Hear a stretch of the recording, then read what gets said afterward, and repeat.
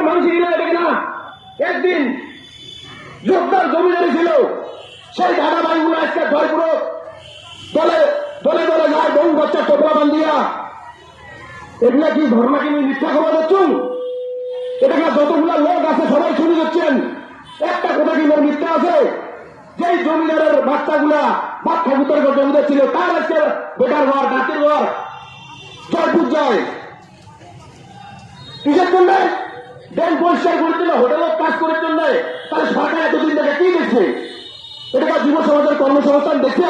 যদি কর্মসংস্থানের চিন্তা করলে হয় তাহলে আজকে আমার খাওয়াগুলো আমার দাদা ভাইগুলো জয়পুর দেয়া ব্যাংকের কাজ করলে নয়, মা বোনের হোটেলের কাজ করলে নয়। আমার লজ্জা হওয়া দরকার, আর এই সরকারের লজ্জা হওয়া দরকার। যে সরকার আমার এটাকে মানছি বামপন্থের সময় কংগ্রেসের সময় কোন সরকারের সময় বাদ দেয় নাই, এবং পূর্ববঙ্গ থেকে আইসে মানুষগুলোকে সুন্দরভাবে দেখা দিচ্ছে। কারো করে কোনোদিন অপ্রীতিকর ঘটনা ঘটে নাই। আজকে সেই মানুষকে ভূমিয়ে নিয়েছে, তো তার খাওয়া পাওয়া গুলা আজকে ধারে ঘটে, সেই খাওয়া পাওয়া গুলা দিয়ে কিন্তু চিন্তা করে নাই কোন সরকার। আজকে তার জন্য ভাই রক্তটা গরম হয়, মনের কথাটা বাইরে হয়।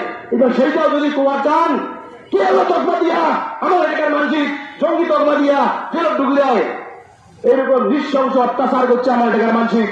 আমার এলাকার মানসিক বুকের যে বেদনা, মনের যে কথা, সেটা কিন্তু সরকার কোনোদিনও বুঝিবার চায় নাই। এই জন্য আমার এলাকার যুব সমাজ কিন্তু আজ নামি ধরেছে।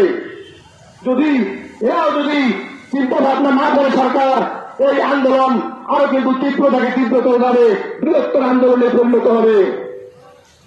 জয় কান্তাপুরের জয়। সেন্ট্রাল সরকার, স্টেট সরকার আমার শিক্ষার দিক দিয়া, আমার চাকরির দিক দিয়া, আমার যে কোনো দিক দিয়া, শিক্ষার দিক দিয়া যদি আমরা দেখে যাই তাহলে দেখবেন আমার যে গ্রামের খাওয়া পাওয়া, ওই গ্রামের খাওয়া পাওয়া দেখবেন যে ওই প্রাইমারি স্কুল ছাড়া উপায় নাই। আমরা কিন্তু বড় বড় স্কুল কিন্তু আমার খাওয়া পাওয়া পরিবার পাই না। তো মাধ্যমিক যারা পাস করে, হাই সেকেন্ডারি যখন পাস করবে, চাকরির পরীক্ষা যখন দিবে, তার কাজ খাওয়াটা পাস করবে, কার ভালো রেজাল্ট হবে? নিশ্চয়ই আমার হবে না। তার চাকরি কোটা টাকা দামো। আর কোটা যদি দেখি যাই, আমার রাজবংশী কোটা কোন ফ্যাসিলিটি নাই, এসসি ঢুকে দেওয়া আছে। সেই এসসি কত লোক যে ঢুকি আছে, সেদিকেও আমার টাকা জানা চাকরি পায় না। তো যাবে কোন তাকে? আমার এক চাকরি নাই, মানে কর্মসংস্থান নাই, টাকা নাই, পয়সা নাই, ভূমিহীন হয়ে গেছি আমরা।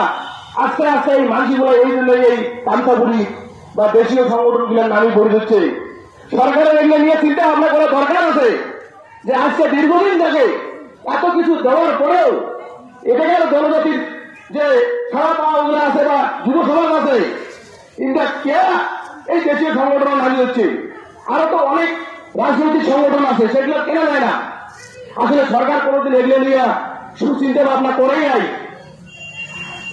যদি আমরা দেখি যাই, আমার ঘরে ঘরে বেকার, এমএ বিএ ইঞ্জিনিয়ারিং পিএইচডি পরীক্ষা ঘরে পড়ে গেছে। যদি পিএইচডি পাশও করে তাও যোগ্যতা অনুযায়ী চাকরি পায় না। তার জন্য আমার ঝান্ডা ধরা লাগে। দেখি দেখেন পঞ্চায়েত কলেজ বিভিন্ন রাজনৈতিক সংগঠন আছে আজকে যে রাজনৈতিক ভিত্তি লাগবে, আলিপুর দেখি পাইছেন। তো এই যে জিনিসগুলো বারবার প্রতিনিয়ত হওয়া হচ্ছে, তাহলে একটা জাতির উপর টার্গেট করিয়া, তো সেগুলো কিন্তু সরকারের চিন্তা ভাবনা করা দরকার। সেই চিন্তা ভাবনা গুলো আজকে করে না। এই জন্য আজকে যুব সমাজ কিন্তু প্রথম নামিয়ে হচ্ছে।